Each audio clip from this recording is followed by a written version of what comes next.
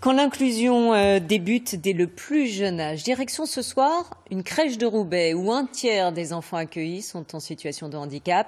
Les petits apprennent à vivre ensemble au-delà de leurs différences. C'est la belle histoire de ce lundi signée Ophélie Mazur avec Marie-Noëlle Grimaldi et Simone Lebel. Bon, comment va Aydin aujourd'hui?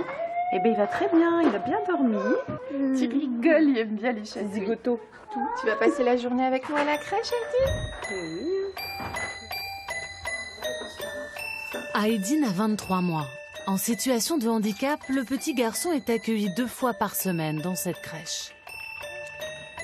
Oui, je suis rassurée quand je dépose le matin mon enfant, je sais qu'il sera bien encadré et c'est vrai que j'ai cette sérénité de rentrer à la maison sans aucun problème.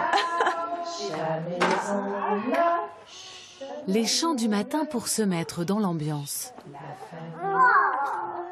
Avant la séance kiné, au milieu des petits.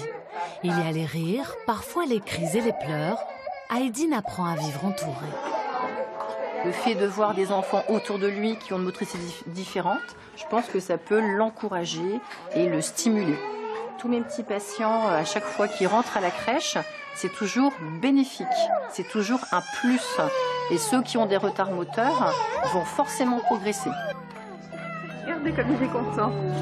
Dehors, la poussette d'Aydin est au centre de toutes les attentions.